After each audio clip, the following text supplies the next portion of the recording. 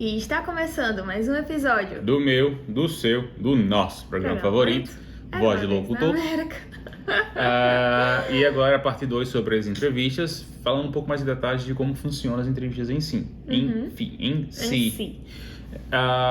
Como foi falado, normalmente sua entrevista são 2 a 4 entrevistas, que normalmente são de 10, 15 minutos, raramente para chegar a meia hora, não é o comum. E na minha humilde opinião, o que é que eu vejo é que boa parte das vezes eles estão só querendo ver se você é uma pessoa que, se seu perfil se adequa ao perfil do programa, se você tem a mesma mentalidade que os próprios presidentes do programa, se você não é nenhum doido. Isso é, infelizmente, extremamente importante porque tem doido aqui com força. Se você não é nenhum doido. E, tipo, outra coisa que eles julgam bastante é como é que seria essa pessoa comigo de plantão 24 horas. O preceptor pedir, o serial attending e esse residente. Será que eu tenho paciência de aguentar essa pessoa? Eles são as coisas que eles dão uma olhada. Se você é uma gente boa, não. E aí, outra coisa que é importante é basicamente você chegar na entrevista bem preparado, saber mais ou menos o que eles vão fazer. É por isso que a gente vai estar fazendo esse vídeo. As entrevistas em geral, o perfil delas é bem conversa. Você vai ter varia bastante de hospital para hospital, preceptor de canto para canto, de pessoa para pessoa, mas a maioria das que eu fiz foram conversa de bar com outra pergunta não banal, scripted, já tipo escrita, e eu vou perguntar para a professora isso. Basicamente, a maioria era realmente conversa. E parte disso de chegar preparado, uma coisa que eu fiz foi, alguns dias antes da entrevista, eles vão te mandar um roteiro de como será aquele dia. Eles vão dizer, olha, você vai ser entrevistado por essa pessoa e essa pessoa. Vai acontecer em tantos minutos. Primeiro a gente vai ter um vídeo sobre o hospital, você vai conversar com o PD, blá blá blá. Você vai saber sobre todo o roteiro. Mas o que é que eu fiz em relação a essas pessoas que vão me entrevistar? Eu pesquisei sobre elas. Eu sabia que fulaninha de tal era cardiopediatra. Então, eu já fui preparada para aquele perfil, para as coisas que ela gostava e tal. E aí a gente conseguia manter uma conversa dentro de coisas legais para aquela pessoa também. Nem todo Isso programa, é bem legal. Nem todo programa faz isso, e muito cuidado porque alguns programas fizeram isso para mim, mas eu acho que a maioria não fez. A maioria na hora não se vira. Todos os meus fizeram. E os que fizeram, muitas vezes eu chegava lá e tipo, esqueci quem era a pessoa. Esqueci até o nome da pessoa e só dizia sim, senhor, sim, senhora. Essa é a vantagem de ser virtual. Você tá com a câmera aqui, mas você pode ter uns papéis perto de você. Então, te ajuda. Essa daqui é aquela que é cardiopediatra, essa daqui é aquela que é fulaninha de tal, que gosta de quando o estudante faz isso. Enfim, ajuda. Mas varia de canto pra canto. Pra mim, os que me deram o nome com antecipação de quem ia entrevistar, eu acho que 1 ou 2 programas fizeram. A maioria simplesmente no dia você descobre. Interessante. Pois é. Mas aí, o que mais Sim, voltando sobre como é a entrevista. Só um relato meu que eu vivi. Em um dos hospitais que eu entrevistei, eram só 2 entrevistas com a Associate PD, que é o Program Director, o vice-diretor do programa, com a ex-diretora do programa, que agora está aposentada, mas estava lá para ajudar no dia. E a senhora, que era a ex-diretora do programa, um amor de senhora, uma veinha que tipo dá vontade de ela botar você no braço, fazer mingau. Você lembra dos seus tempos de infância, sua avó contando história, tipo, veinha fofinha. E o cara não, o cara era um homão da média altura, cabelo estilo militar, bombadão, não sei o que. Na hora que estavam fazendo introdução, mostrando no hospital, o cara sempre sério, todo sisudo. Aí eu pensei, pô, essa mulher vai fazer uma entrevista maravilhosa, tá na mão, tá de boa, vou ficar conversando aqui com ela sobre os netos dela. E esse cara tá lascado. Ele vai perguntar qualquer coisa troncha aí. E na verdade aconteceu exatamente o inverso. A mulher seguiu um roteiro, do que ela queria saber, e perguntas capciosas. Quem é que vem primeiro? O seu gosto ou o gosto do paciente? Quem é que é mais importante? A decisão do time ou a sua própria decisão? Pergunta chata que não leva a canto nenhum. Enquanto com o cara, ele perguntou sobre como eu gosto de comer meu churrasco, perguntou de que livro eu tava lendo, de que série eu gostava. Foi realmente conversa de bar, quase abrir uma cerveja e tentar tomar uma cerveja junto. Simplesmente, para mim, foi altamente chocante aquela experiência. E foi logo no começo, então eu sabia que poderia esperar qualquer coisa. E no final das contas, as entrevistas em geral variaram em torno disso. Tem gente que era um pouco mais scripted, que era um pouco mais roteiro, tem gente que era mais conversando mesmo, perguntando um pouquinho, tentando conhecer um pouquinho sobre você como pessoa de fato. Isso, e falando sobre perguntas, você pode colocar no Google perguntas, Eras, alguma coisa assim. Tem um site, acho que é o do Eras, não sei, ACGME, enfim. ACGME. Eles têm uma lista de pelo menos 20 perguntas 50. Que você, enfim, muitas perguntas que você pode se guiar para sua preparação. Então, tipo, saiba todas essas perguntas, porque elas estarão lá. Talk about yourself, sempre vai estar lá. Sempre me perguntaram. Sempre saiba casos clínicos que já aconteceram na sua vida, que te ensinaram alguma coisa. Que me fala uma situação da sua vida que foi difícil de controlar, ou uma situação da sua vida que você percebeu que teve um teamwork, que você trabalhou em time. Enfim, várias situações, tipo, eu não decorei, né, mas eu trabalhei, treinei 5 casos clínicos que me trouxeram alguma coisa para minha vida. E aí, muitos deles, tipo, um caso poderia ser aplicado a 2 perguntas diferentes, 3 perguntas diferentes. Então, aquilo ali me ajudou muito, porque eles perguntaram casos clínicos. E eles querem saber essas coisas assim, tipo, como é que você reagiu naquela situação, algo que deu errado, como é que você conseguiu converter algo melhor, enfim, sempre vão te perguntar isso. Sempre é. Eu concordo assim embaixo tudo que a Andara falou. Primeiro, coloca no Google perguntas residência médica, para entrevista de residência médica. Tem vários sites, bons e ruins. Se você botar ACGME, vai ter essa lista entre... Não chegamos a um acordo, entre 20 e 50 questões, eu já lembro mais, faz bastante tempo, que vai ter as principais perguntas que te fazem. As perguntas são só aquelas? Não, eles podem fazer muito mais perguntas do que tem ali. Mas é bom você ter anotar, tipo, de fato, escrever em algum canto, em algum documento, a resposta para todas aquelas perguntas, porque vai sair. Que todas as minhas entrevistas saíram perguntas dali. Não saíram todas, saíram às vezes 1, 2, mas sempre saiu. Também assim embaixo. Você não precisa decorar 50 respostas. Exato. Você constrói respostas que você sabe que pode aplicar para mais de uma situação, e principalmente casos clínicos. E a gente tem vantagem, em geral, gigante em relação aos americanos. Número 1, a maioria de nós que está aplicando presença aqui já é médico formado, já trabalha no Brasil. Então, você já tem experiência clínica de fato, você já passou por situações que só a gente que já é médico formado passa, e principalmente em situações de calamidade, situações de dificuldade, de falta de recurso, como é o Brasil. Então, experiência a gente tem. E eles ficam impressionados, eles amam essas histórias. E você está competindo principalmente contra os americanos, que só fizeram med school e, coitados, os estudantes de medicina, eles são apenas uma sombra no time, eles não fazem muita coisa. Então, a experiência clínica que você pode contar é muito mais relevante do que eles podem contribuir. A diferença é, eles são bem treinados para contar como trocaram a lâmpada e mudou a vida do mundo. Eles sabem se vender.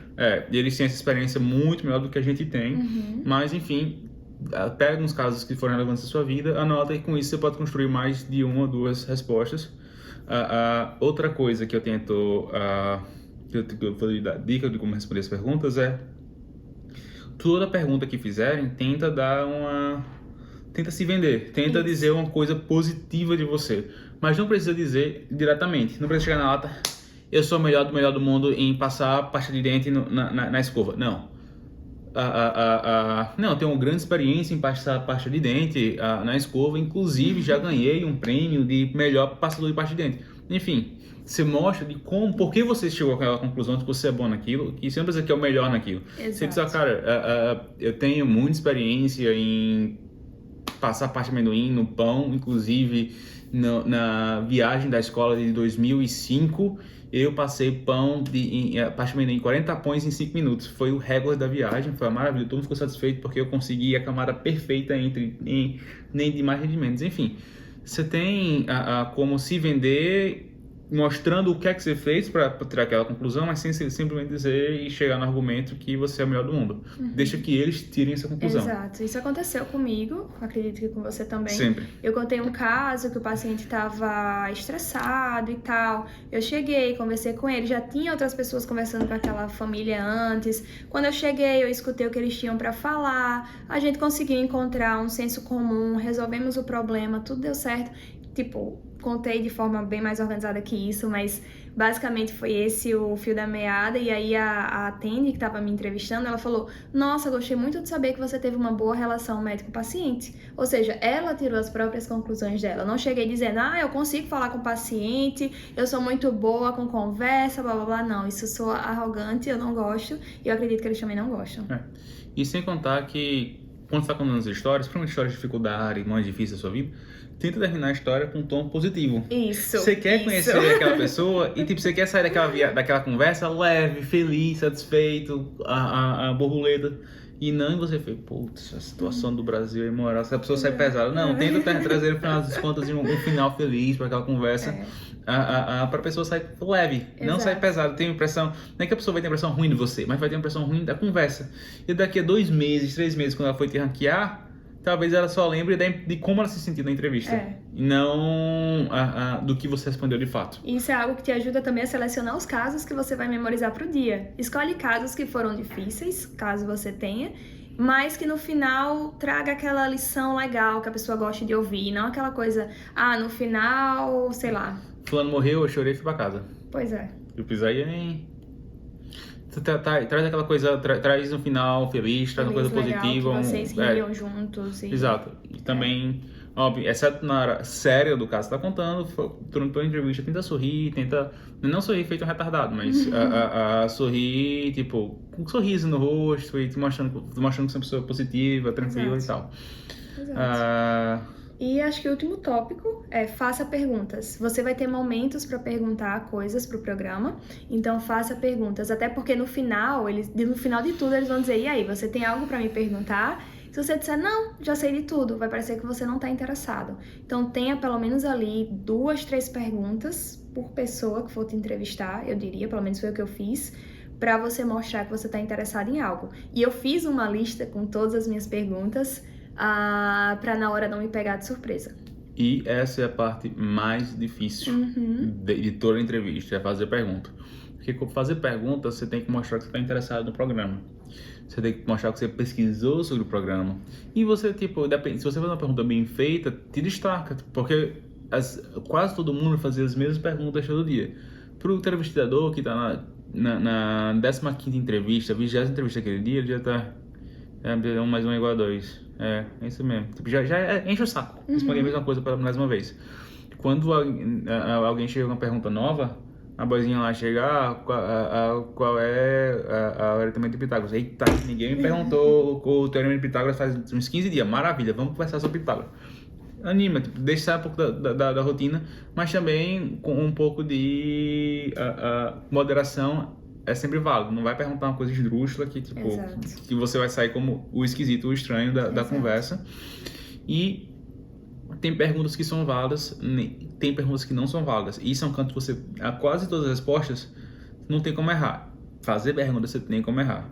Se você perguntar para o pedir como é a escala de plantão, se você vai trabalhar demais, como é o salário, como é férias, como é o sistema de ir para casa, se a galera passa do horário, enfim, coisas que normalmente já estão no site, ou coisas que você poderia ter perguntado para os residentes. Isso.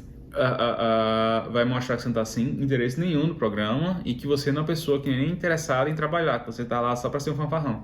Então, não, essas perguntas são erradas. Você tem que perguntar sobre como é que eu faço para fazer pesquisa, quais são as oportunidades, se tem uma pesquisa interessante, se você sabe que por alguma razão você pesquisou e viu que Natália, a sua pesquisadora no programa, eu tenho a oportunidade de conhecer e trabalhar com Natália, será que isso é possível, será que não? Eu sei que ela faz a pesquisa sobre a asa direita das abelhas do Himalaia, sei lá. Que criatividade.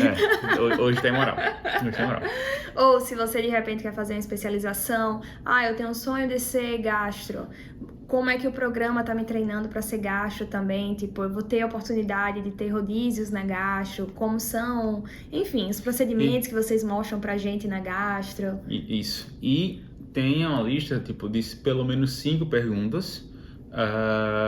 Às vezes, depende até mais.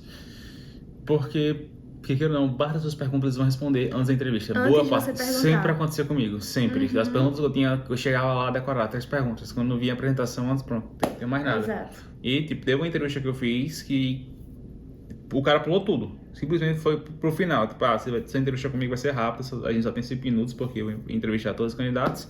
Quais são as perguntas que você tem? Eu, porra. Tipo, eu tava jurando que eu ia comprar meu tempo pra chegar a fazer só uma pergunta. Aí eu fiquei, E o que a gente fez também no final foi um e-mail de agradecimento para todas as pessoas que nos entrevistaram, para mostrar que a gente apreciou, que foi um bom tempo com eles, para mostrar que a gente estava interessado no programa. Então é sempre legal ter esse feedback da pessoa que foi entrevistada para o entrevistador dizendo que tudo foi muito bom e que você quer trabalhar com eles em breve. Tem gente que manda carta, o papel mesmo. Eu mandei e-mails, você mandou carta? Não lembra mais? Eu lembro, eu não mandei. Caramba, babes. Beleza, eu mandei e-mail pra todo mundo que me entrevistou, eu mandei e-mail dizendo que foi, tipo, eu sempre gravava algum trechinho daquela entrevista pra mencionar no e-mail e aí ela lembraria de mim por conta daquilo. Foi bem legal também.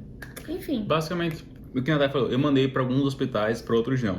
Inclusive, no hospital que eu dei match, o PD falou de maneira clara, não manda, não quero encher minha caixa de e-mail com e-mails que são da boca pra fora, não manda, não quero saber. Uma vez que encerrou a entrevista, te vejo no match ou não. Ele foi bem claro em relação a isso e tipo, não mandei. Ele foi claro, eu mandei. Ele falou que mandou, eu não mandei.